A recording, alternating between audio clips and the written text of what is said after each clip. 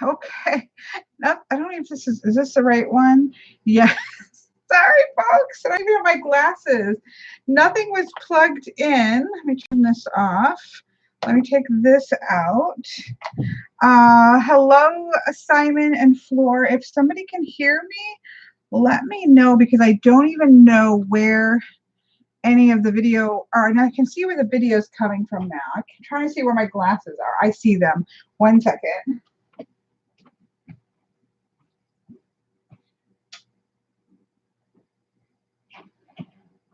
I have Christmas.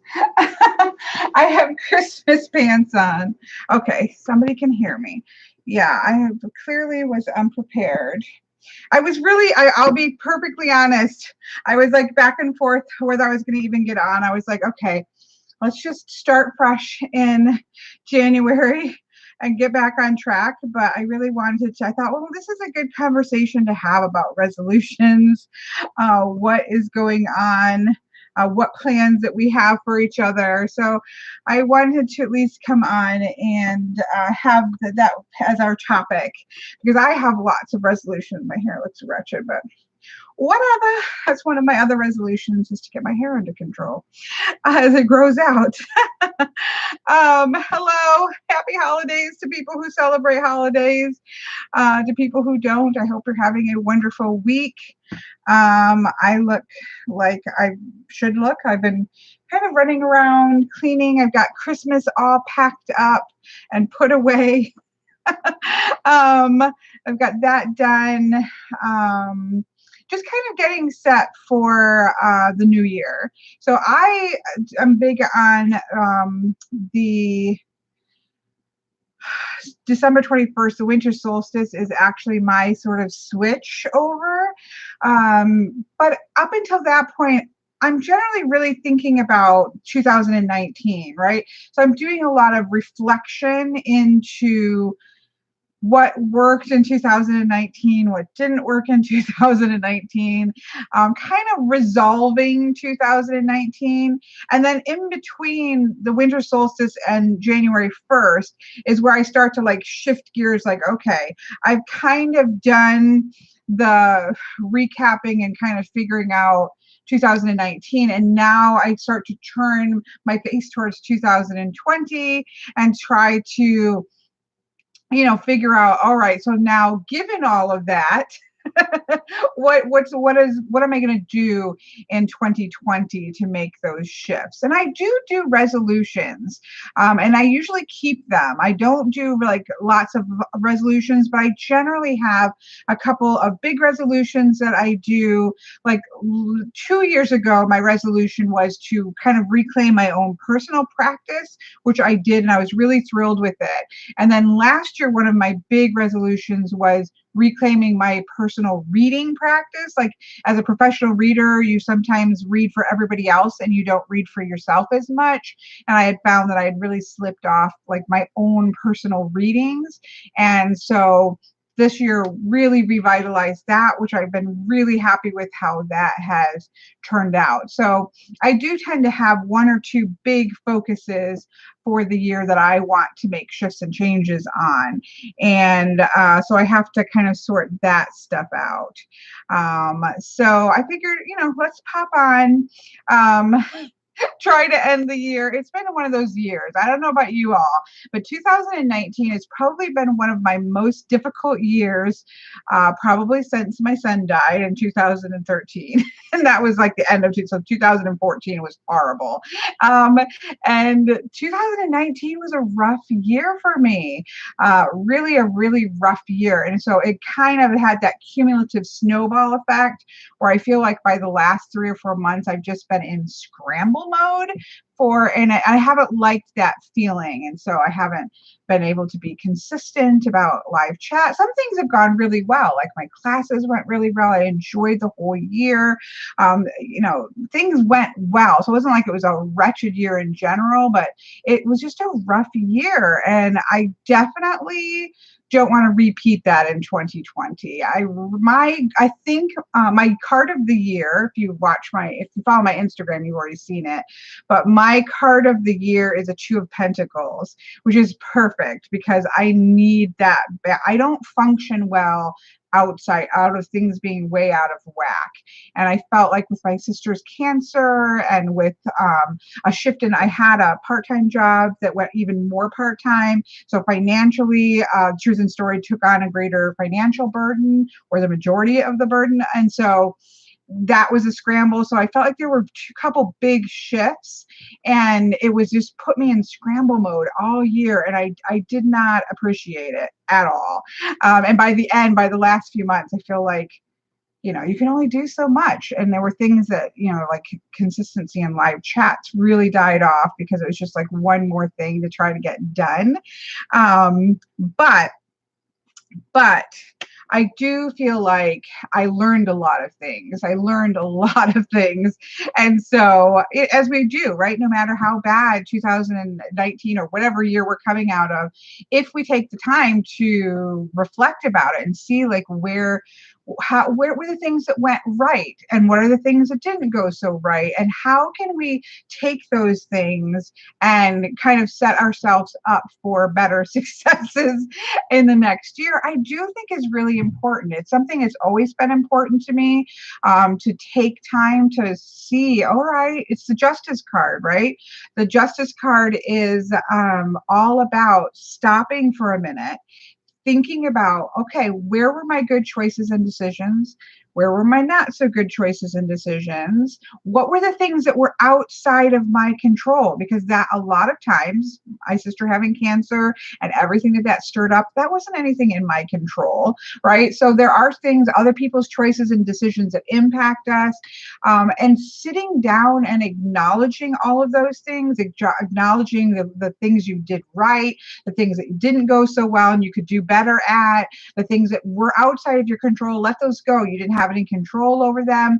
And then moving forward into the next year with that sort of grounding in that knowledge and that reflection, I think it's really key, because otherwise we just like keep like stumbling our way forward, and it just it's not ever going to shift. So I think having those assessment moments are super important. Hello to everybody. I was trying to get my thoughts out cohesively, but I saw lots of people coming in. Hello. But yeah, so that's really, it's been very cathartic, I think. Just seeing the close, like I really am relieved to be done with 2019. And so kind of seeing the end of that has been good, but having those moments of saying yes, because I really did, because I paused and thought through everything, really looked at everything the way it was. I was actually able to see like, okay, look, you did really good in this area. Like these things went along well. You made some good choices and decisions. They were functioning and working for you. These things didn't go so well. So what are you going to do to shift it? And like, I think Simon just said, yeah, the letting go of the things you have control over. That was big for me, because there were some big things that shifted that I did not have any control over. And so being able to acknowledge that and saying, look, that was outside of my control. I had to do the best that I could do in the circumstances. That's important, because then I can let that off of my shoulders, right? That's not on me to fix necessarily. It was just a factor of life that happened, and I have to, you have to roll with it. But that lets us really, or lets me anyways, look towards 2020 and say, okay, given all of that, given the things that I can now be happy with, the things that I can now acknowledge need to be worked on, the things that I can let go of, now let's look at 2020 and see, how am I going to set myself up for continuing success at the things that worked, tweaking those things that didn't work so well, and kind of clearing off space for, there's always going to be unexpected things. That's life. But for me, if I'm stable and grounded in other areas, when those big shifts happen, it's not quite so terrible, right? When you've got your foundation rooted. That's kind of where, for me, up until January 1st, that's kind of where I'm at. Okay, let me see. Nina, I discovered you this year. Oh, hello, Miss Nina. I'm so glad that you came on board. It's been lovely getting to know you during live chats and things. So that was a new year for you. Nikki is doing double. I remember when Molly was doing it. I feel like Molly was doing even more than double one time. I feel like she was doing triples or something. um, Thorn is trying to figure out which deck I'm going to use for my yearly card. I did my yearly draw from the Majestic Earth. So my year ahead was Majestic Earth, and my I do a Wheel of the Year with animal support, and that was with the spirit animals. So I did Jody Bergsma's Spirit of the Animals for my Wheel of the Year, and I did the Majestic Earth for my year ahead, which was my monthly ones. I only use an old school laptop, so it happened to me often. I do remember Molly having that trouble a lot of times. I'm gonna take a drink here. So interestingly, my card of the year is the octopus. I don't know if I can find it real quick. I just did a walkthrough. I haven't put it up, of course, because I haven't done. I've been so inconsistent. That I think I'm going to go towards more. I think I'm going to try this year to do a schedule for YouTube because I've never done that. But I feel like that might help. Like, okay, I'm going to put out, on Thursday, I'm going to put out a walkthrough, and on Tuesday, I'm going to put out something that's just random, whether it be a spread or be something like that.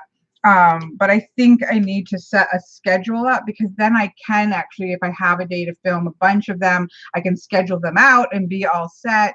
And the videos can be more consistent because the consistency, especially on YouTube, I had to stay consistent in my business because that pays the bills, right? So classes, I was able to stay consistent, obviously readings and things, but YouTube was the part that really slid because it was something that I could, if I just didn't have any more time. We only have so much time. And so I think that setting up some kind of a schedule will be very, I don't. Sparkle says I would have bet you scheduled. No, I'm so bad at that. If I do a walkthrough, I do a walkthrough and I throw it up. I never have scheduled anything. Maybe once and twice I've done it, but I've never done it consistently ever. And I feel like maybe that's my key for 2020 on YouTube. And that way things are at least coming out consistently versus just in glops. So 2019 was the glop year. But this deck is called the 5-Cent Tarot. I just want to show this particular card because my card of the year is the 2 of Pentacles or buttons in this deck. And my animal of the year is the octopus. And this 2 of Pentacles has an octopus on it. So I thought that was perfect. No, it really isn't, Molly. I thought a lot about that because my word for the year, so my word that I've chosen for myself for 2020 is consistency. I would think that a Libra would be like, I would think, Libras are balanced and Libras are this. My chart's actually heavily air, but it's also heavily fire. And so I get really excited about things. And so then it will come out in a glob. And then, and then it's like, okay, rolling on to the next thing. So I think a Libra isn't necessarily balanced. It's that they need the balance, right? I need the balance because my brain goes, oh, here's my creation, create. And so it is a constant need to rebalance. And so I think that, I don't know. So my word of the year is trying to gain some degree of consistency and balance on a consistent basis, both for myself, and obviously also for the things that spread out from there. And again, some of the things for 2019 were just out of my control. But if I do believe that if we're grounded, if our feet are solidly grounded, we can move better with those unexpectancies, right? So yeah, so I love it because obviously the balancing act for me, being more consistent, having more of a core balance, so that I don't feel like that scramble effect is going all the time, is my is kind of my focus. Sorry, yes, somebody asked. This is the 5-cent tarot. I bought it over the holidays because my friend Patrick, he decided we had to have it. He had to have it. So then, of course, I had to have it. So I bought it and it came in on Christmas Day. So other than kind of skimming through it and seeing this card, which I was so excited, I haven't really done a lot with it. But I was just so excited to see that because it has my animal and my card of the year, my animal and my card of the year together on one card. So yes, so excited about that. I do. No, I have Nikki says I like the deck. I have the pumice back and the green edges. And that's why it was kind of a last minute purchase, because Patrick had seen, he had seen somebody's video. I don't know whose it was, but he had seen somebody's video that the pumice back and the green sides were low. I think stock was going low on those. I believe this was a Kickstarter, and so, it's obviously what they have left from the Kickstarter. And so they were going low, and that's the color combination that I really liked. And so that's why I was like, okay, I really shouldn't be buying a deck at Christmas time, but Merry Christmas. It's the end of 2019.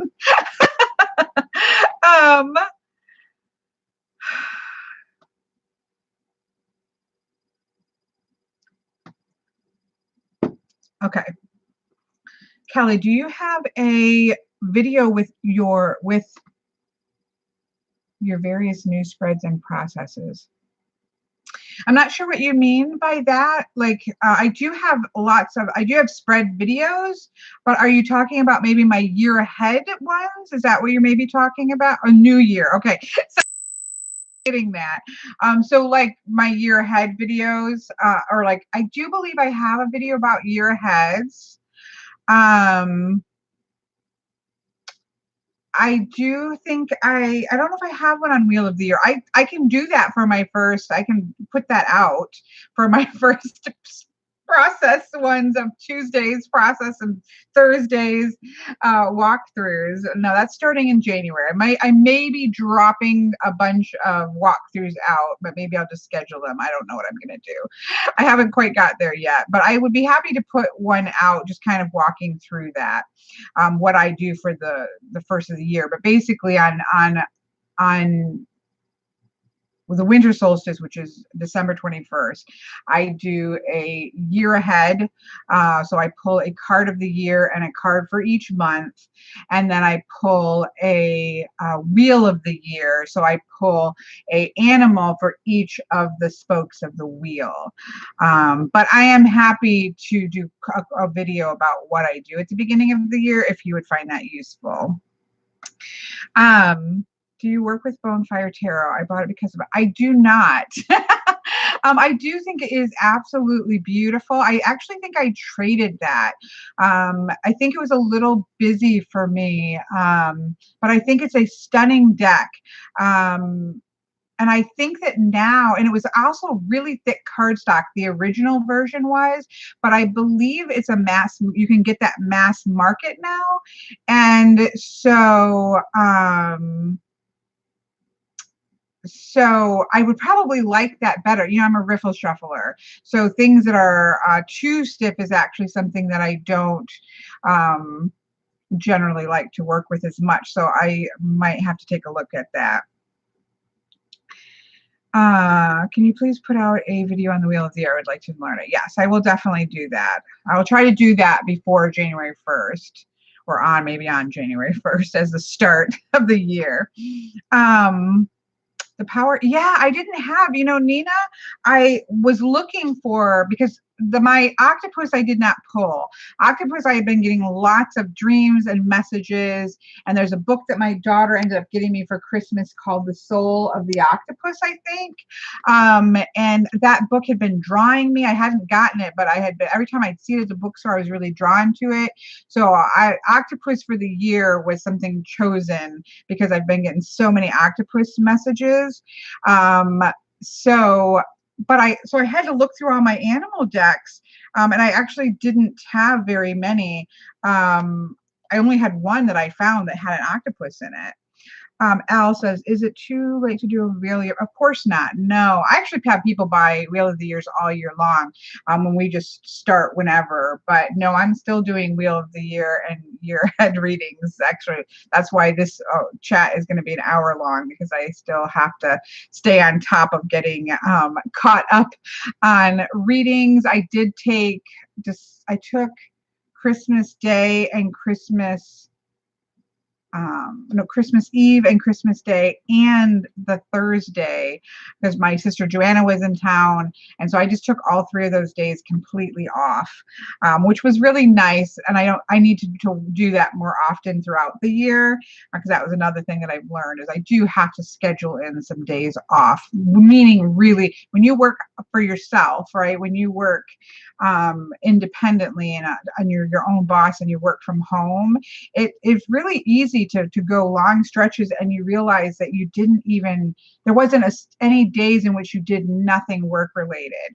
And so I have to work on that. But anyways, I did take 3 days completely off doing nothing, which of course means I need to catch up on those to get everybody's year heads out before January 1st. So anyways, to Miss L, no, it is not too late. That's the long answer. Okay, I'm scrolling back here. Libras desire balance as well as being steady because we feel like we're always, yes, I'm learning that now, enticing wildness. I guess I felt in some degrees like maybe I was just a failure of a Libra because I've always strived for balance. The word balance has been a life word for me since before I ever knew anything about Libras, before I ever knew anything about astrology or what sign I was. I've always strove for balance. It's something it's important for everybody, but it's extremely important for me. And so when I did find out about Libras, I thought, well, that's kind of weird because I do strive for balance, but my brain I'm a very air-oriented, mind-oriented. My brain is in hyperdrive all the time. It's probably why I have insomnia. And so it was kind of like, oh, well, you're not a very good Libra, but I'm learning that I am likely a very typical Libra that needs that balance in place. Lessons learned, right? We can be in our 50s and still learn lessons about ourselves. Neighborhood, I think we must be book linked. Soul is published by the company. Oh, that is awesome. I haven't read it. I literally obviously just got it on Christmas. I don't know why. I'm looking over here because it's on the floor over there. But yeah, she bought it for me for Christmas, so I haven't read it yet. But I'm looking forward to it because every time I would pass it in the bookstore, I was like, oh, yes. Yeah. Elle said, I confused you when I said that my card was a chariot. Yeah. My birth card is a chariot, but that's done by adding up your birth dates. Yeah. Nikki says, I still haven't come to terms with my word of the year. I'm leaning towards structure or routine mostly.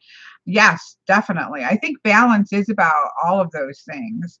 That's why I was so excited. I didn't pick the Two of Pentacles. I mean, I randomly picked the Two of Pentacles for my card of the year. And as soon as I saw it, I was like, yes, especially because the majestic Earth Two of Pentacles is this like long bridge and you're kind of balancing yourself as you walk over the bridge. And I'm like, yes, that's what I need. So consistency, balance, that's my key focus for it. Um, I think 2 words is the more the merrier, Al. Simplify and focus is awesome because simplifying is an act of focusing, right? When we are simplifying in, we're focusing in. So they go together very well. That's the thing that was crazy, Al, is that my card of the year was Emperor last year. It's like 2019 was the Emperor year. And it was such a crazy year that I kept thinking, um, there's nothing about 2019 that was the Emperor year, but I really look at the year aheads not to be descriptive of how a year is going to go, but descriptive of how can those cards in some way can support the year that I'm having. And so having to keep continually touching into that Emperor energy all year was like, okay, step back into the Emperor, like step back into that structure, because it was such a non-structured year or unstructured scrambling kind of year, that just always trying to step back into that energy was important. Even though my year looked nothing like the Emperor, it definitely helped me to navigate as best as I could. um, okay, I'm rolling back here. Molly says, I chose my word of the year for Bannabelle's planner as I think it's pronounced albedo, but I could be wrong. The second and third phase of alchemy, because I need to do a lot of inner work from all the epiphanies and struggles I've had. That's amazing, Miss Molly. Good golly, Miss Molly, you're awesome. um, so there's a couple ways. There are ways to do the card of the year, right? I know people have asked me that when I put it up, like, how did you get a minor arcana card for your card of the year? I draw my card of the year randomly. So when I'm doing, I do that for people's year ahead. So when I'm doing my year ahead, I am shuffling, then I split, and then I take from the bottom of the deck as my card of the year, and then I pull for each of the months off of the top. So that's how I do it. But there are ways that you can calculate your yearly card based on probably your birth date and the year, like 2020. I don't do it that way, so I can't tell you how to do that. So I know there's things out there that will tell you how to do that. Or maybe somebody on here will know how to do it. Miss Nikki said, I had the Chariot for 2019. I didn't get as far as I hoped, but learned some lessons. See, that's the thing. And I think that we have to accept that, I certainly did not embody. I did in some ways. In some ways, I did embody the Emperor. In some ways, I sat really seated in my power and it worked, right? Classes for me were just, but this is like my third year doing classes. So I just felt that was sort of my foundation piece that kept things solid. And readings, again, I've been doing that for a while, so those felt solid. So there were some things that I felt successful about. So I think same thing with the Chariot, that you have to say, okay, there were progress that you made. Did you run free with a Chariot 1,000%? Maybe not, but there are probably some things in which you did push forward in, and that's good enough, right? We don't have to, I don't believe we're ever going to have a year that everything is going to go perfectly, right? Everything's coming up roses and everything, we do everything we want. Life never throws us any curveballs. Like, I've never had a year like that, so I can't imagine that's going to happen all of the time, right? So I think that we can't expect that of ourselves, Miss Nikki. We have to expect that. Did we make some progress? Great. Now, how can we make more progress in 2020? That's my theory. That That's up to you. I always, I'm big on numerology, so I often will go to the low, but that only puts you in the bottom. Again, I don't pull my year cards this way, but in terms of birth cards, I tend to always go reduce as far as you can reduce. Some people use both, Miss Al, where 18 would be your card, and then 9 would be, I think, like your soul card. It would be sort of a even deeper level card, depending on how you want to do that. I know I've missed things. I'm so sorry. If you have a specific question and I have missed it, please don't hesitate to put at the Truth and Story, and so we'll put that orange thing on there, and with your question, because I'm just kind of talking and then skimming.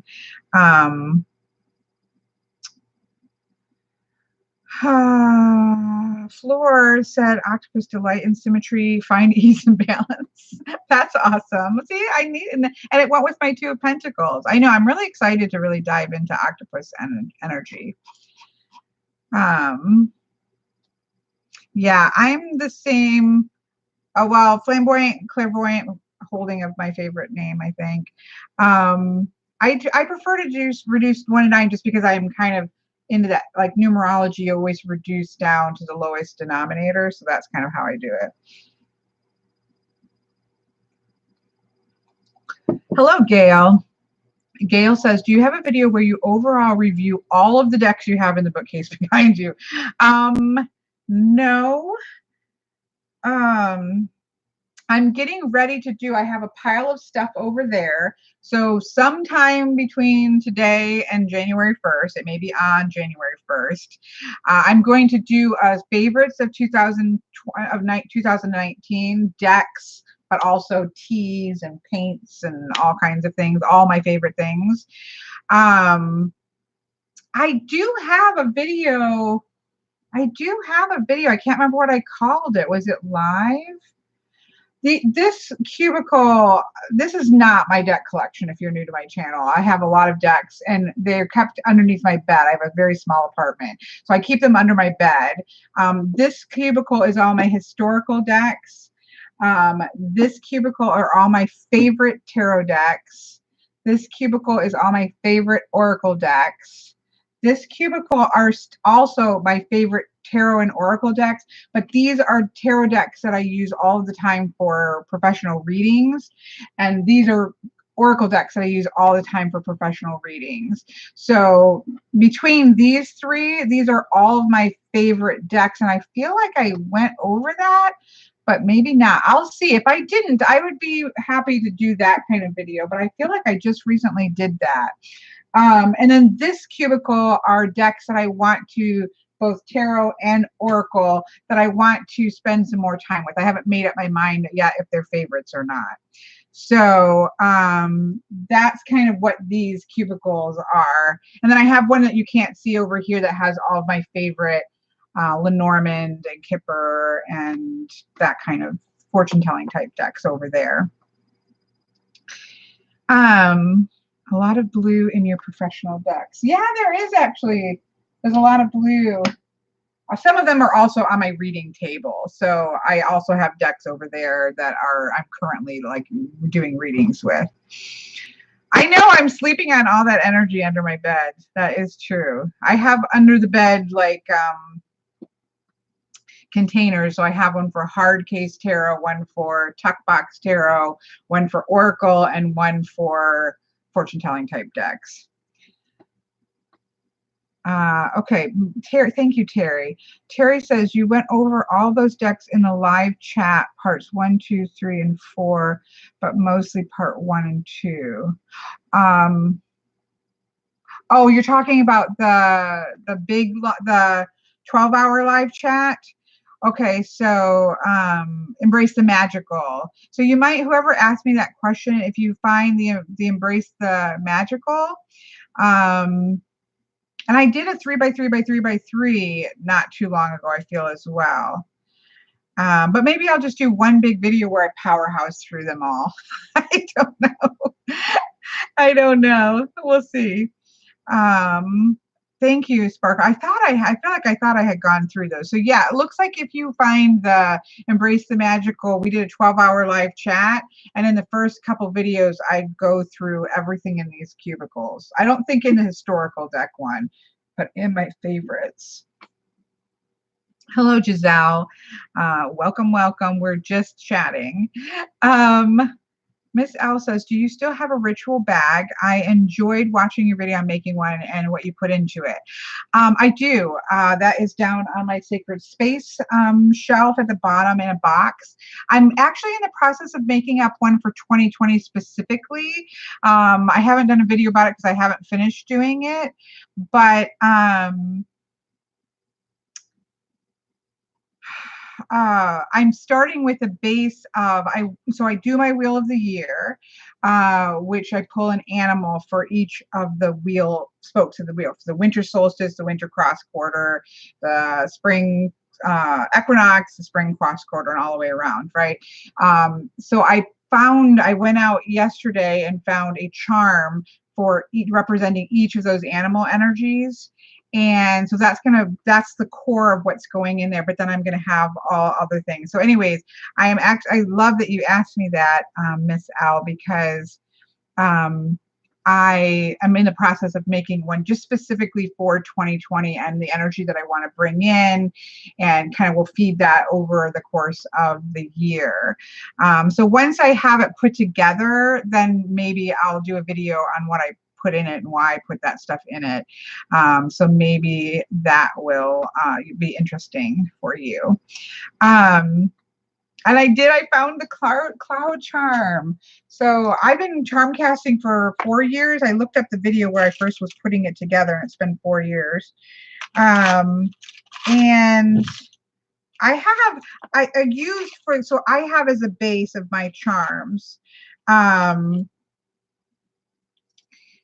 I have a set of Lenormand. So there are 36 charms in here that go with a Lenormand card, because it gives me a base. So if I cast all my charms out, I don't read every single one of my charms. I go to, okay, well, I want to look it up about relationships. So I'll go to the heart charm. What are the charms that are clumped up around that? Or if I want to, look at work, I'll find the anchor and I'll find the charms around it. So it really helps for charm casting to have sort of a core of something. And so my core is Lenormand because it works great because of the significators. So I couldn't find a cloud forever. And so I used this genie's bottle because, like, you think of it making that cloud of smoke, even though genie's bottle isn't a negative thing. So that's what I used because I couldn't find any clouds. Let me see if I can find it. So I did a reading for myself yesterday, so they're well mixed in there. I found, here it is. So I was looking for those animal charms for my ritual bag, or my mojo bag, as I like to say. And look at this little, and I found this little charm, which is they're clouds with like little chain rain. I was so excited when I found this charm. So I finally, after 4 years of looking, I finally found a cloud charm. So that made me so happy. It's so cute. That I found at Hobby Lobby, I believe. I went to all the places, Michael in the US, Michael's, or by me, Michael's and Joanne Fabrics and Hobby Lobby are like all on the same road, like a busy road section. And so I kind of hit all those up looking for the different animal charms. And I just happened to see that cloud one while I was doing that. So that was exciting. Okay, let me see. Most recent video on charms, if there are more. Yeah, I have a couple on charms and charm casting. I do need to do, that's another one that I have, Lloyd. I used it for this. I need to do like, because I even went through, because I go through every once in a while, they start to accumulate. And I don't like to get too many. I can have anywhere from 50 to 60 charms in my charm set. But after a while, I've used them and I'm like, you know what, this one really isn't doing anything great. Or isn't really showing up very much. So I do like to go through and kind of refresh it, pull out things. I have some other charms to the side that I don't use, and I like to kind of just refresh it. So I might maybe just do like an update and kind of go through them all and why I keep certain ones and why I take some certain ones out. So that could be another thing, you know, that's another video I thought, because I've just been working with it, that I thought I would do, kind of update it. Cast Sewing in the Gutter. You know, I did rewatch it, Lloyd, and I did say ditch first. Like right at the very beginning, I say ditch, and then after that, it was all gutter. I know. But yes, I have used it. I'm so excited. I've had that fabric forever. Lloyd is asking about, I did recently did a video of making an elemental spread cloth for runes, charms, OMs, and my journey tokens, obviously, are something I use a lot. And so I read, that's typically how I read, is for the four corner, you know, breaking, if you take a spread cloth and break it into 4 pieces, that's fire, air, water, and earth. That's how I read castings. And so I did a video on making a beautiful elemental spread cloth. Well, it's beautiful to me, and I'm so excited to have it. And yes, I have definitely used it and will continue to use it. Charm hunting is very satisfying. It really is, because even once you get your base, then it's like you just happen to see something and you're like, oh wow, like that's amazing. You know, that's a cool addition to it. So okay, let's see. I'm going to leave. Okay, so casting Mr. Lloyd.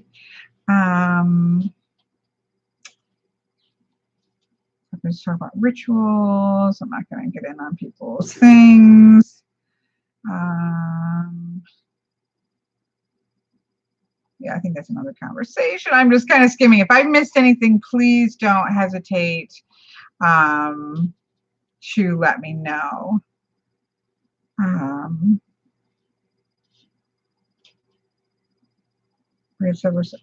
Hopefully I haven't missed that. Maybe I should like literally have been making a list in my journal. I've got my journal also, or I've switched. I did a video. I'm sorry, I've got piles here, which I'll talk about in my favorites. I've shifted to my Midori for my it's too bright, for my, instead of, I had a Hobonichi last year, which I loved, so I could have been putting a list in the back of this of some videos here. So charm update, let's put that in there. Charm update. Possibly power through my favorite cubicles. I guess that would be better to have in one video versus spread across a bunch of videos. So I could see that, being a good thing to do. And now I probably just lost the lid. I know, Miss Nikki, that's the only 2 I can remember now. Oh, well. I do have some Midori liquor, too. I don't think I've actually drank anything with it. I think I did. I think I did it with Sprite and cranberry juice. With Sprite and cranberry juice and the Midori liquor. That's, I think, the only thing I've had with it, but it's gorgeous. Oh, ritual bag. Thank you, Miss Al. Ritual bag. That I'm working on right now, so I'll remember that. Ritual bag. But I still do use that other one. That's in my very sacred space. I just am doing one for 2020. Oh, Wheel of the Year. Thank you. See, everybody's helping me. That one I want to get out right away, so I'll try to get that out right away. Wheel of Year and Year Ahead. I'll just do one video on both. I know I have a video up about the year ahead. Lots of people have videos, I think, up on year ahead, but I'll just do a quick overview of those. Um, Midori vodka and orange juice equals a melon ball. I have all those things. Maybe I'll try that. I won't put that on my, I almost wrote it onto my video list. Tammy pie. I don't think we need to have a video of me making a melon ball. Jay, what is it? Now I don't want to lose this drink because that sounded really good. It's just my kind of drink. OJ vodka. I don't know if I need both Midori and vodka. I'm a bit of a lightweight when it comes to alcohol. Pretty much just fruit juice and an alcohol is me.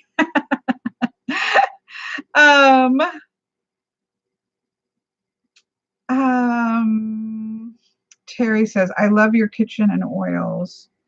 Liquor too. I am going to be taking, so on January, maybe I'll videotape it. I don't know. On January 1st, I'm going to be taking everything off of my sacred space cubicles, as well as everything out of all my essential oils, all my herbs. That would be kind of fun, I think, maybe just to set up the tripod and film pulling down all of my herbs and essential oils and kind of talking about what I do with them and what I use them. Like that might be a good one. So you guys are getting me all set to have some videos to schedule. So that could be, I have to do that anyway. So I have to take them all down anyways. Herbs and oils. Herbs and oils. I like the sound of that. Thank you. I didn't mean to put you guys all to work, but I'm putting you to work apparently and giving me ideas for videos. If you're just coming in, one of my goals is to try and for the first time since I've had a YouTube channel for a while now, and I will always do walkthroughs. Some people do not like walkthroughs. I love walkthroughs. I started my channel to do walkthroughs. That's the whole reason I started it. They will never be short. I don't do short walkthroughs, but I love it. It's something that I enjoy doing. It's something I enjoy watching. And so I'll always be doing walkthroughs, but I thought of doing more of a schedule where it's like, okay, every Thursday I put out a walkthrough, every Tuesday it's like some other kind of video, and then of course live chats. And so that's one of my goals to try. We'll see how well it goes.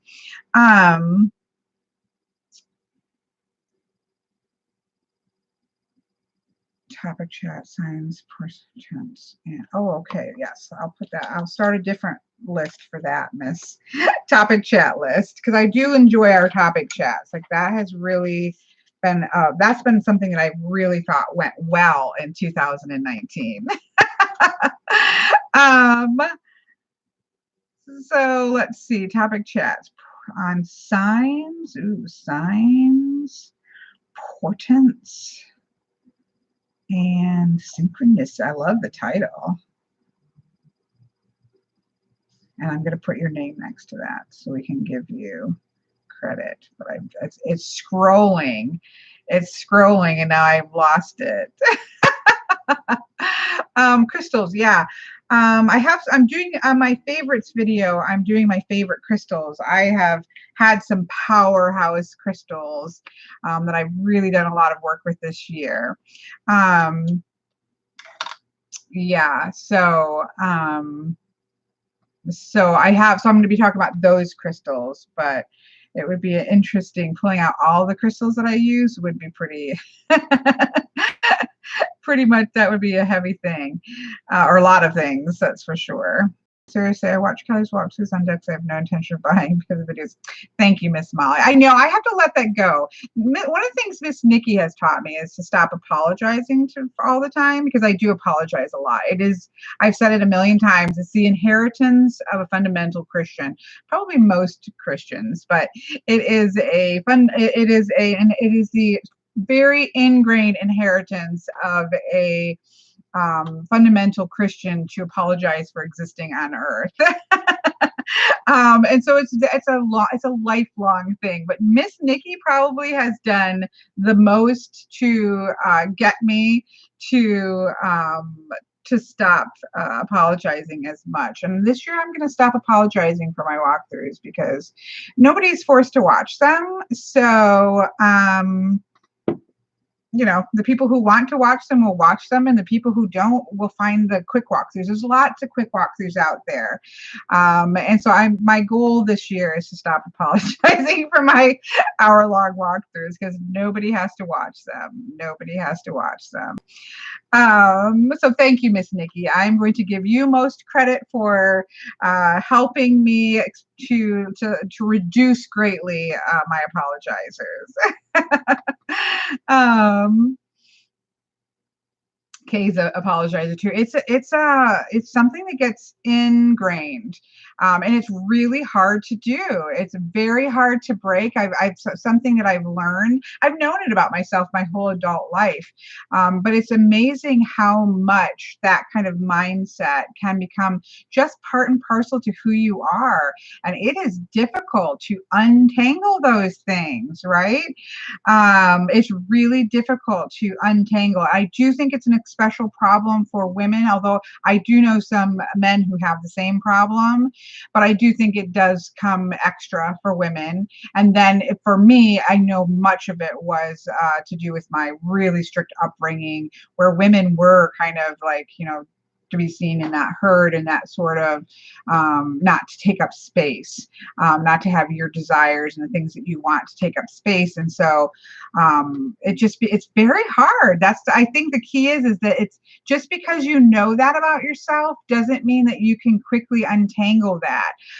It's very difficult, but I feel as if I do feel as if Nikki has had a very big impact on at least keeping me aware of that and making some progress.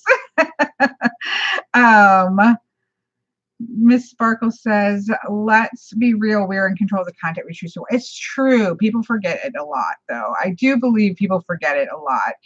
Yeah, nobody, I think that in general, and I think this is the case of everything, is, you know, we have to be in control of what we bring into our space, what we hit play on, what we, you know, browse through with our Instagram, all of that.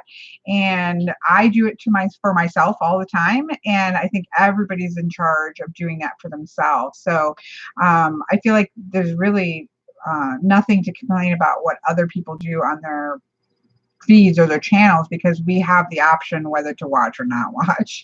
For sure. For sure. Let's see. I have always and will always enjoy and appreciate in-depth walkthroughs. I love them. Yeah, just to stop. And that's the thing, but I have to let it go. I think it just builds up over years, right? If you have a YouTube channel for a long time, you do hear the same things over and over again that are negative. And so it's easy to let that be cumulative versus just understanding that that's a small portion. And so it's easy to get in as soon as I start, or I can feel myself knowing that it's long. And so I'm like, oh, you know, shoot, this is getting long. And that's something I have to let go of, because there are people who will watch it and there are people who will not, and that's okay. And you just have to let that go. But sometimes over time, those types of criticisms can be cumulative, and you start to feel like, oh my gosh, like every time I open my mouth, somebody's about ready to say, stop talking, right? And so you just have to let that go. That's just the work we do, right? That I think we have to readjust and kind of rethink about, like, why are we taking on other people's criticisms, whereas just do you. The people who want to watch you do you will watch you do you, and the people who don't will be able to find other people that are more in alignment with what they're looking for. So yeah, another resolution. I guess we're kind of staying on resolutions, even though I feel like we're just talking about whatever we want to talk about.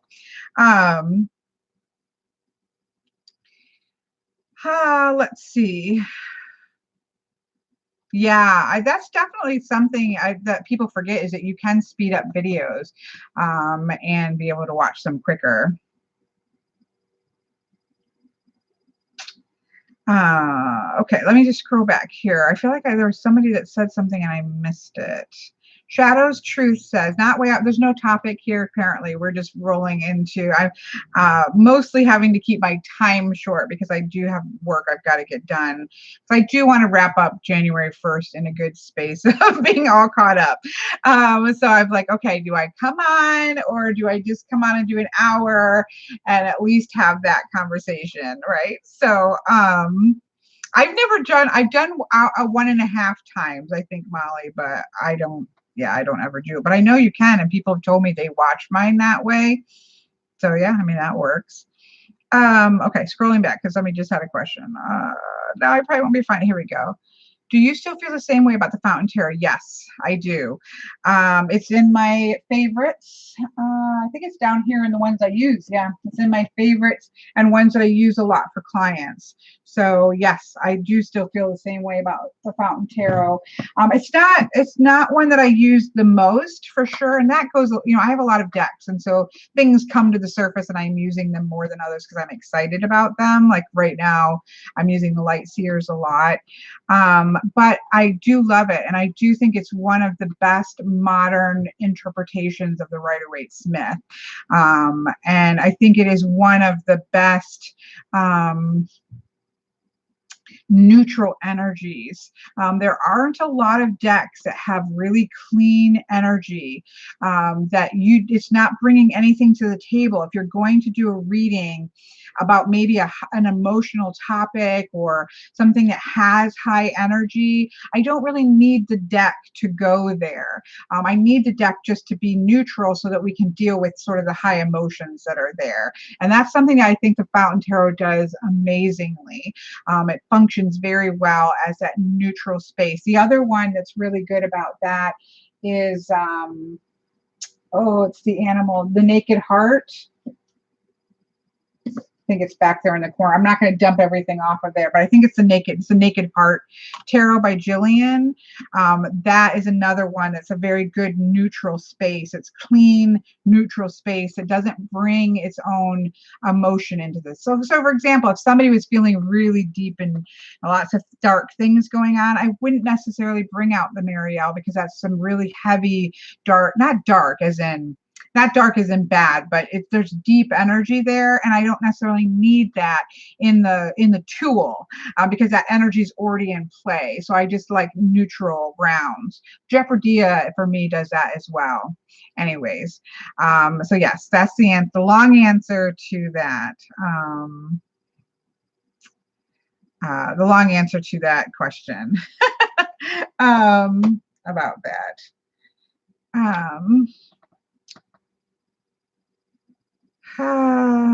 Miss Nikki is enjoying the Light Seer. I love the Light Seers Tarot. I've definitely used that a lot recently. I don't believe I have the New Earth Tarot. I'm going to Google it.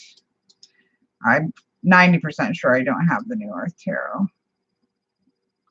but I could be wrong. Is it a round deck? Yeah, I don't have any thing to say about that. I don't have it. I haven't really seen a lot about it, so I don't have. That's not one that I have anything to say about. It looks like it's a round deck. Yeah. I'm looking for the Indie Deck 2's case as I saw it for over $400. Yeah, no.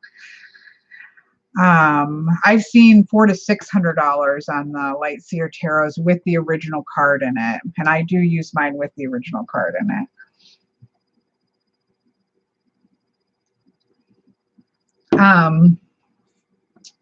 So Miss Veronica's like, she's gonna pop up for the round decks. I have not, I haven't seen that one. I've kept the tab up so I can go take a look at it, but I don't have any opinion on it because I haven't seen it. Al says, I believe you said you don't read Rider-Waite-Smith. How do you read the Fountain Tarot? Okay, I won't say that I didn't learn to read tarot on Rider-Waite-Smith, right? So when I learned to read tarot, I had the Llewellyn Tarot, which is based on the Rider-Waite-Smith, but it's also very much based on the Welsh legends, and so I went more that direction. And then I had one little guidebook that was a Marseille guidebook. So all of the images in it were Marseille, and the the descriptions of the cards were really based a lot more on numerology. And so my center, or my foundation for tarot reading, is the number plus the suit. So really looking at the number that's there in the sequential numbering of the system plus the suit. When I was getting ready to, knew I was wanting to go to read professionally, so that was like, by that time probably was like 9 or 10 years of reading that way. And so when I knew that I wanted to move towards reading Rider-Waite-Smith, then I took a couple years before I went professional reading, and I really studied the Rider-Waite-Smith system, because I felt like I should at least have that base there. These are the base meanings of the Rider-Waite-Smith. So when I read tarot, right, I don't pick and choose in my brain, okay, I'm going to read this way and all my other knowledge goes away, right? Everything that you learn, everything that you experience, readings that I've had with tarot heighten my experience. I haven't read a lot of tarot books. I learned to read without a lot of books. And so I actually haven't read a lot of tarot books. But books that I have read, all of those things provide information to pull from in the middle of a reading.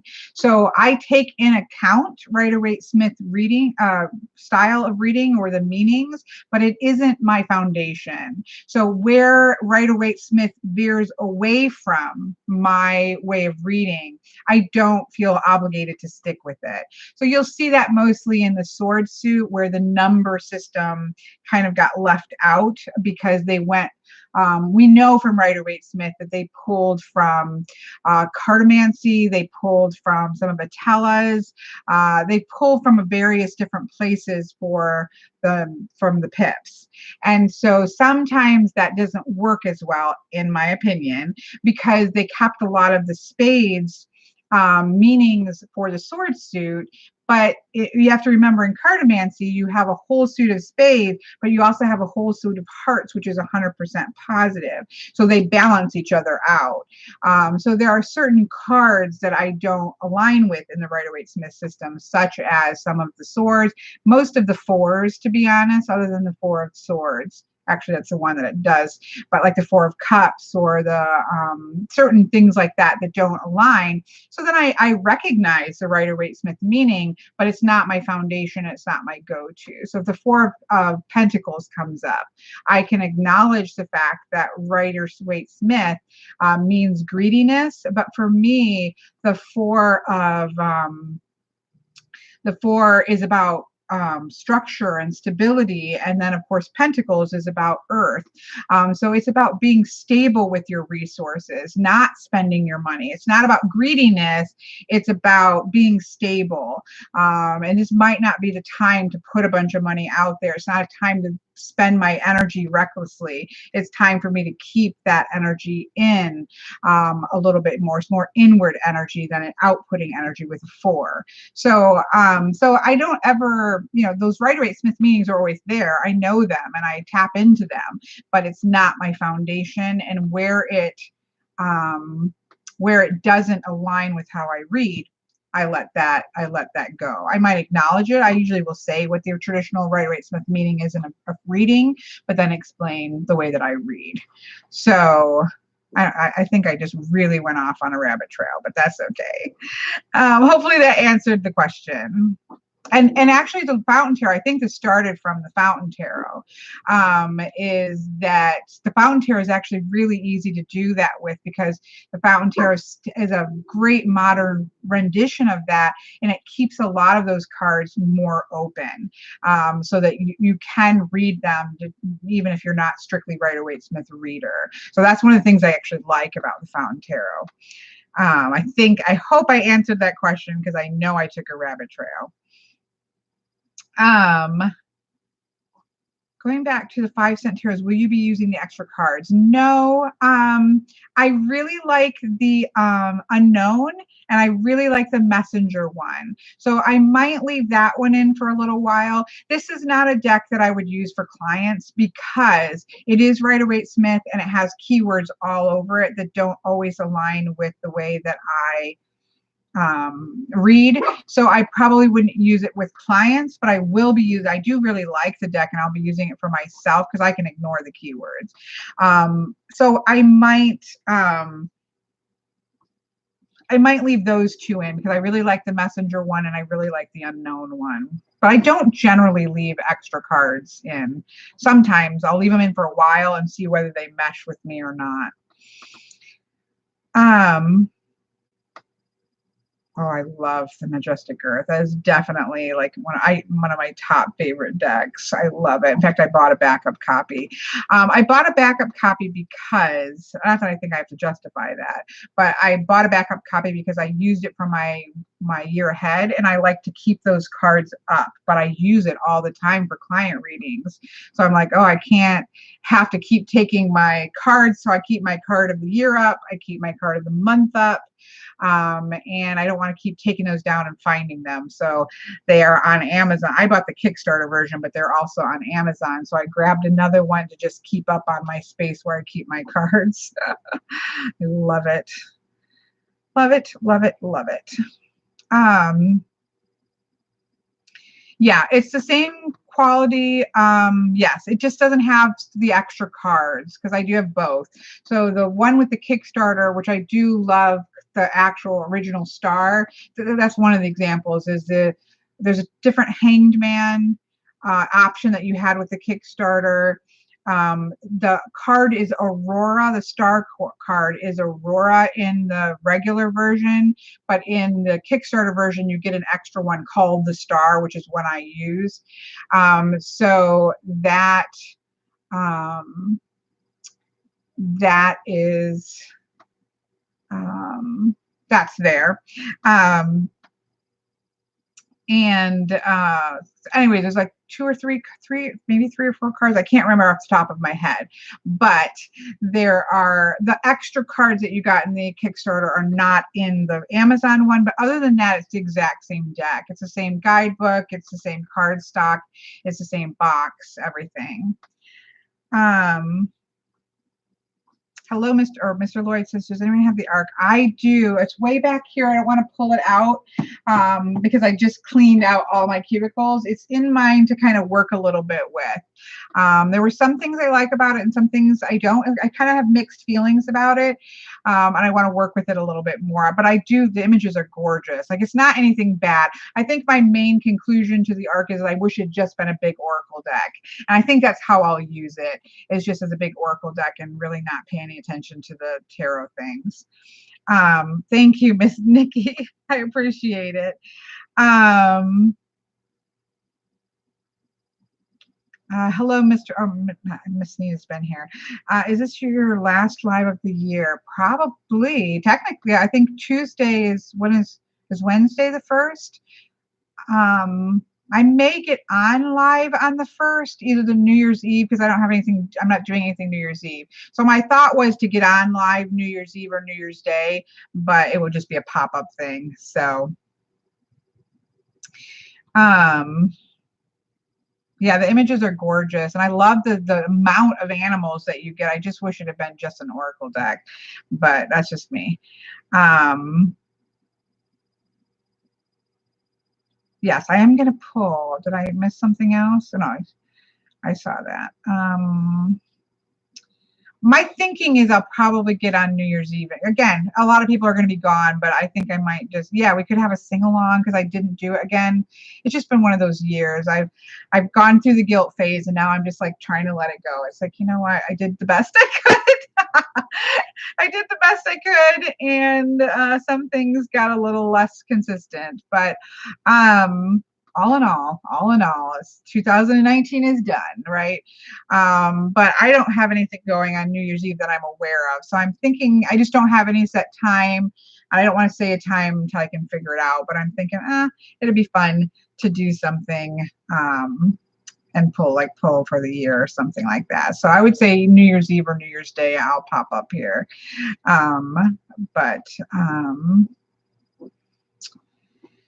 Okay, so I'm going to pull a card. I want to get that Arcane Oracle deck on my wish list. Yeah, it is beautiful. And I really like the guidebook so far as well. I haven't done a lot with it, so I can't speak to it too much yet. I'm giving it its chance here. Okay, did I miss anything else important? I'm going to go ahead and do a pull. These are my decks that I want to work with. I also have the Wild Messengers. Patrick sent it to me. He bought the Kickstarter, and I didn't think I was going to like it because I thought it was a little too cool toned. But I actually, the books, I haven't done a walkthrough of this yet because I wanted to see what I felt about it. But I'm really enjoying the guidebook on this one. That's a tarot deck. Anyways, I'm getting sidetracked. But these are decks that I kind of want to get a feel for. Let's do the divine animals oracle. Let's be support. Animal energy is the most important energy. Animal spirit energy is what gets me through life. And so it really is. Like, I love my year ahead readings that I do for myself, and they help. But there is nothing like a full animal for me. Last year I pulled the first time, just pulled animals for my wheel of the year, and it was the thing that got me through the year. That sinking into each of those animals, of course, with my ones that are always there for me, and it's what supports me the most. Animal spirit energy. And it has been my whole life with my own totem animals or animals, however, guardians, however you want to call them. But in terms of like personal working, there is nothing that supports my energy and my spirit more than animal energy does. So let's give this one a try. I haven't worked a lot with it. We've pulled it, and I need to do a walkthrough of this as well. But I've enjoyed what I've used of it. So let's give this a go. Let's get some support for ourselves.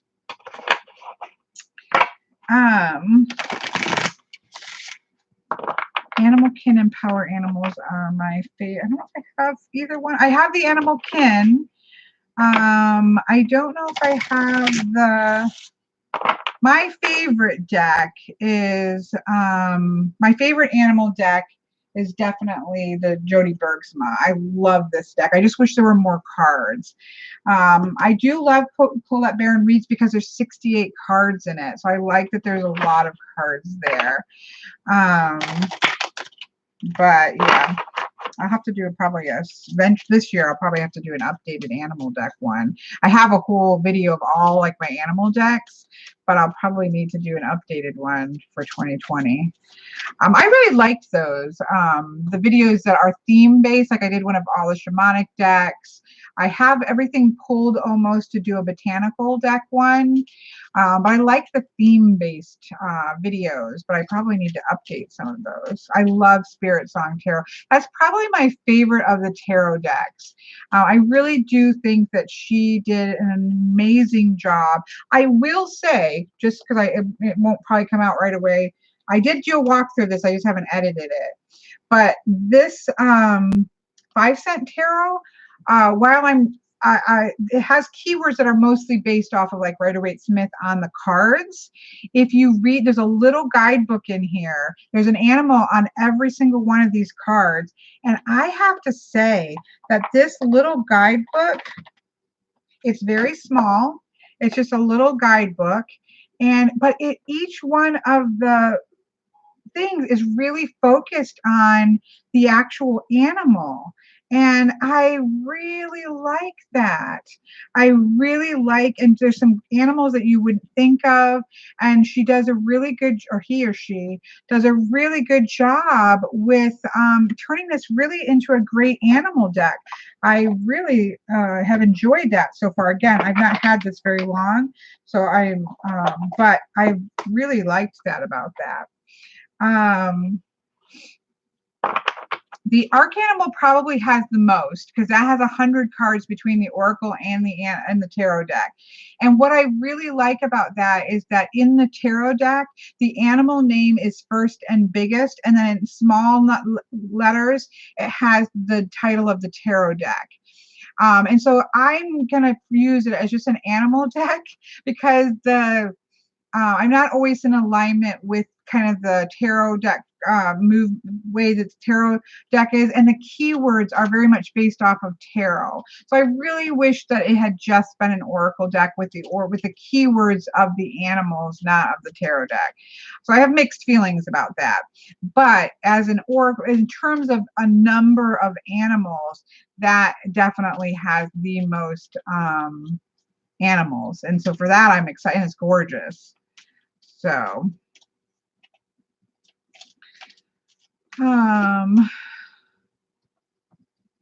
I know, especially the animal ones, Miss Molly.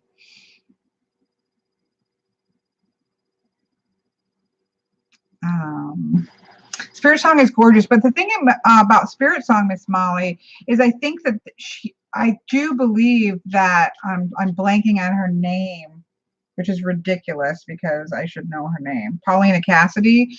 I believe she did such an amazing job at putting the animal. I don't think that all animal tarot decks do as good a job as putting an animal with the tarot energy. And so that often just doesn't feel like it's a complete meshing. But one of the things about the Spirit Song is that it really feels like she did an amazing job at picking animals for the card, and the keywords, there's our keywords on it, and the keywords go beautifully both for the card but also for the animal. I just think she did an amazing job curating the animals for that deck. I know a lot of people don't like it because they think it's because of the pastel colors, but it's a very strong reader. It's beautifully done. I don't know if I think it's buried under there. It's in my favorites. I do think it's an underrated deck because of the pastels. I feel like that's where people get, I think that's what people get hung up on, is that it's too soft because of the pastel colors. I don't think it reads soft. It reads supportive, but I feel like it's an underrated deck. I really do think it's one of those underrated animal decks, and I think it's because of the pastel coloring. And I think a lot of decks that are such boldly beautiful colored, which is wonderful because I love colors, but it shouldn't be underrated. Okay, I'm going to pull these because I'm pretty soon Miss Nikki's going to say, pull your card, Kelly, pull your card. I was trying to be, done in an hour, and I haven't. I'm not very good at that, am I?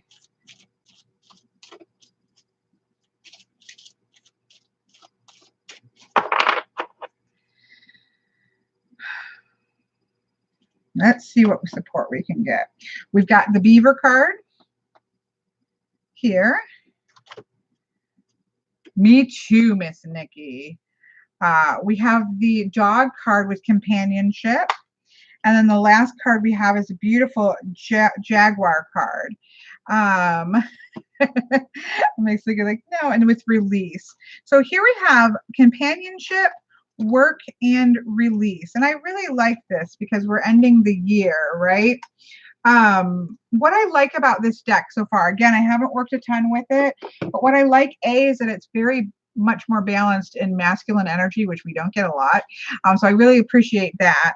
But it also is really focused on, there are divinities that are in here.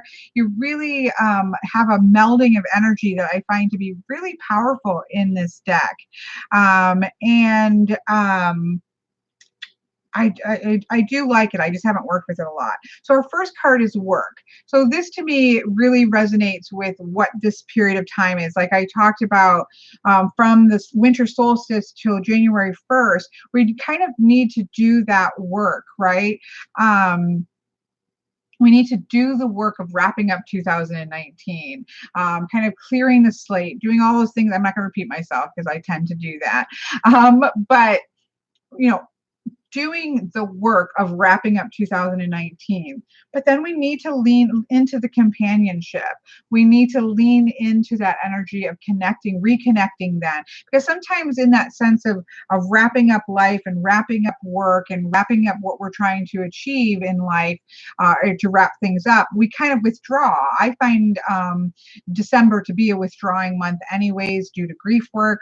My son died in December, due to just just wrapping up a year, which is going to be hectic. I tend to do a lot more of stepping back in December. And so this is kind of that reminder of do the work that we need to do, but then step back into that connections with people, because it's really important to have those connections as well. It's good to cocoon, as Nikki says. It's good to hermit, but we have to be careful that we don't disconnect, but that we do keep that connection going, or lean back into when we're done with the work we have to do to sort of reconnect inward, because then we have that release energy and that Jaguar, that really powerful energy. We're ready to step into the power mode of Jaguar when we do the work we have to do, disconnect if we have to some degree, lean back into our connections, and then step into the power of that. I really see Jaguar energy as that really sits kind of leaning into our own power base, but that comes after these two cards. So I think that's a good message here of do the work that has to be done, lean into then those important connections that are going to help sustain and support us, and then you're going to be set up for entering into your power realm. So I do really like this deck. I feel like it's going to be a winner. I haven't worked with it enough yet to have formed a full conclusion, which is why it's over here in my work on decks. I love Forest of Enchantment. Forest of Enchantment I used all of November for my lit class that I did, which was that class, Tales in the Woods, and the people that took that class with me. That was the absolute joy of 2019 for me. It really ended 2019 on a much better note than it could have done, because it was absolutely the best experience for me ever. It's like coming full circle, which was a treat for me so much. Anyways, I don't know why I thought of that. Oh, because we're talking about I used it. So that was a month class, and I used the Forest of Enchantment for that class. That's why I went there. I was trying to think how my brain went there. I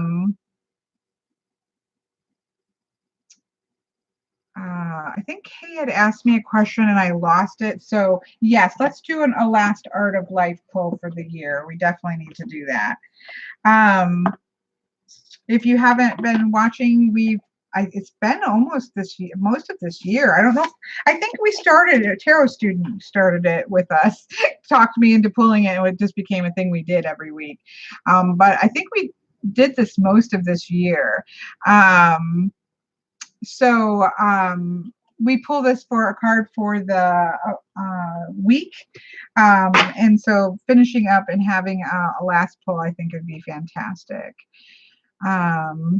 My brother passed away Christmas Eve 3 days ago. I'm so sorry to hear that, Shadow's Truth. That is, it's so, well, obviously, no matter what, that is horrific. But on top of that, being around the holidays does add another whole layer of craziness.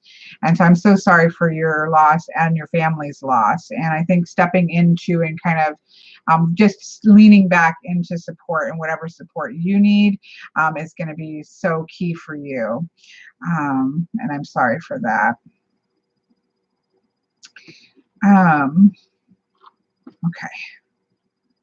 Okay, so I asked about everyone's opinion on the variety of the witches to I guess you'd have to give me some examples. I don't know if I have any specific witch decks. The one that I think Miss Nikki was talking about, the creator of Tarot of the Hidden Realms, which is one of my all-time favorite decks, is working on I'm a follower on Facebook, and is working on a powerful, I don't know if it's called a witch's deck. I can't remember what the name of the deck is going to be called. Maybe Miss Nikki knows, but it is a very powerful. It feels like, so far in the process of what I've seen, it feels really empowering.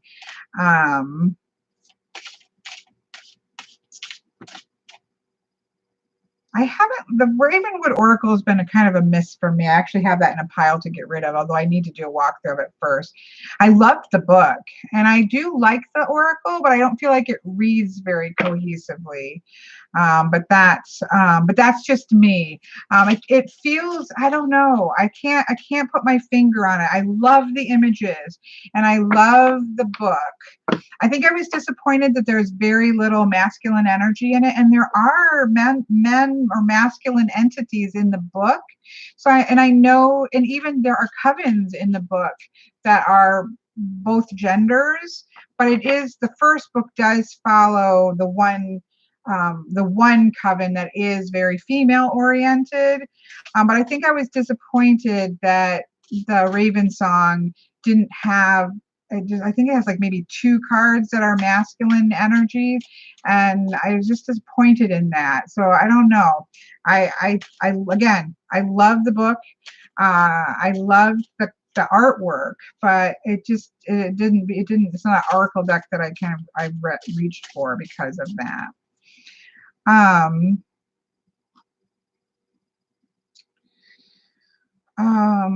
Okay.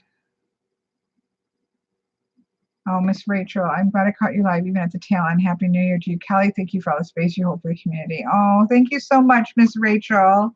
Thank you so much. To refresh, bringing in new vision. Yep, definitely so. I know, Miss Sherry, I'm in the same boat with you. I'm in the same boat with you. Okay, let's get this pulled. 2020 will bring about its new challenges, but hopefully also its new joys. Fresh start. I'm a big fan of fresh starts for sure. Kelly, I have a question about your tarot classes. I'm interested in the intermediate and not the beginners. Will you be having yeah, it's already up where you can just do the intermediate class. So on my Lenormand classes and my tarot classes, I've split them, and also my rune class, because a lot of my rune students had asked for an intermediate rune class. So on my tarot class, you can buy them together. So people who haven't taken any of the classes or want the whole shebang can purchase them together, but you can also purchase them separately. So the first 4 weeks, the first class is more in tune. We're going to go over all of the cards, one by one, for tarot and Lenormand. The second class is going to not be going over. So you would have to have a base understanding of all of the cards, because we won't be going into, what do the cards mean and how do you basically read. It's going to be intermediate level. So you can buy just the second 4 weeks class, which is going to be intermediate. So hopefully that answers that question.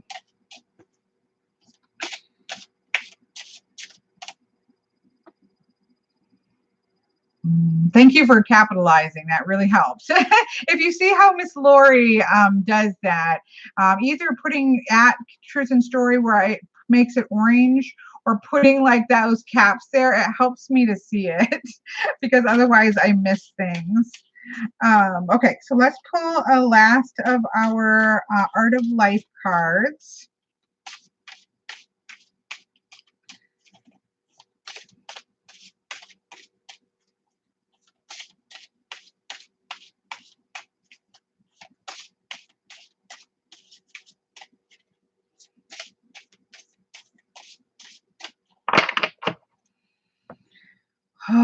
Center in, right? Last card, Page of Pentacles. Of course, it's a Pentacles. Let us ground ourselves. And it's a page which is about learning, right? So let us learn to get our feet into the earth. Let us learn some better lessons to be rooted and grounded and stable. That's kind of what that says. Let's see what the quote is here.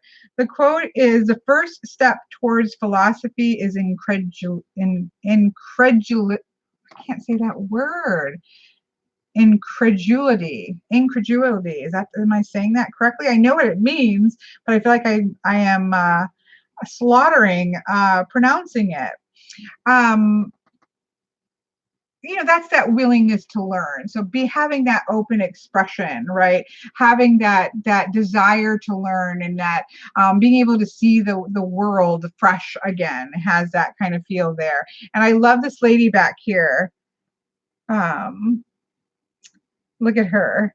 I love her. She's like at a house that's being built, and she's in the house. The name of it's The Temptation of St. Anthony. So I'm not, this has not been my favorite of the, but it reminds me of Julianne of Norwich, because she's literally walled into the church, which I think is awesome. In that, of course, if you know me, one of my mantras is Julianne of Norwich is all will be well, and all will be well, and all manner of things will be well. We are ready to face the world and learn, continue to learn how to write our lives, right? Pentacles are about our physical life. It's our world that's all around us. It's the literal world around it. It's us. It's our life that we've built around us. And the pages are about learning and being willing to explore and be open to changes, right? So I think that this really speaks to coming into 2020, that if we have the openness and the desire and the ability to allow for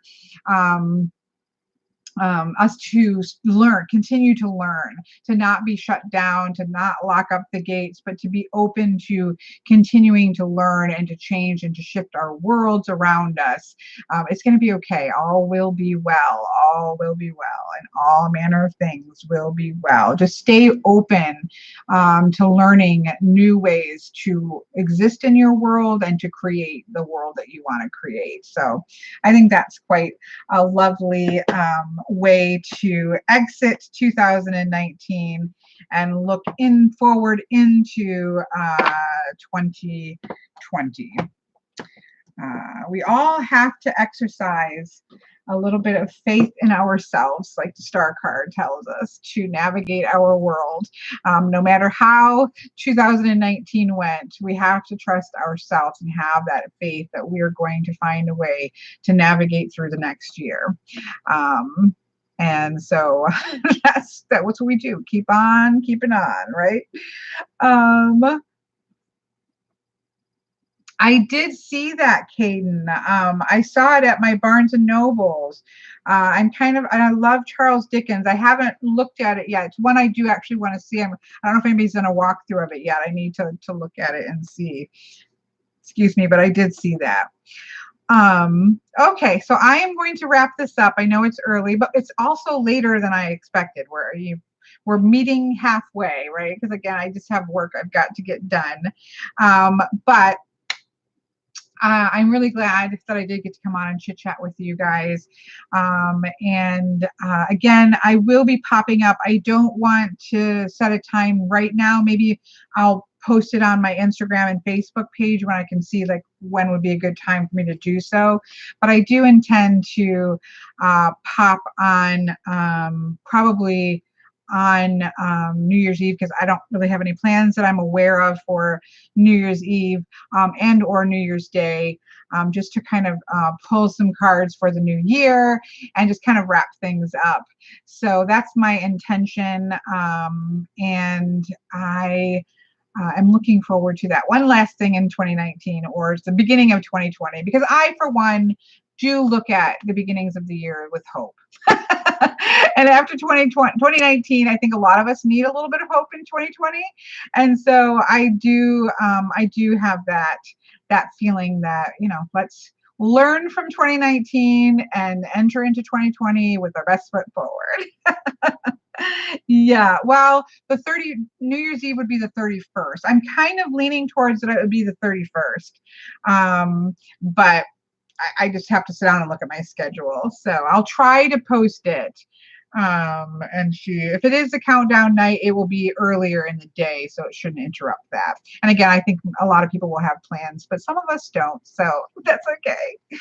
Anyways, I'm going to wrap this up. If I don't see you before then, I wish you an absolutely wonderful 2020 ahead of us. Let's kind of grab hold of the wheels of our lives and steer ourselves forward the best that we can. Have grace for yourself over 2019, please. I have had to learn that for myself. Acknowledge the things that you have achieved. Acknowledge that you have, no matter what, you have made it through and here you are. Have grace for yourself. Acknowledge your achievements.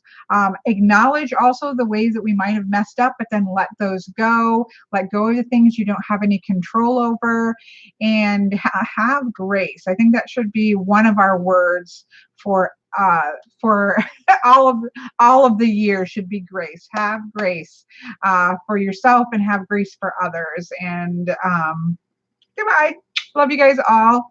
I will see you all in the next year.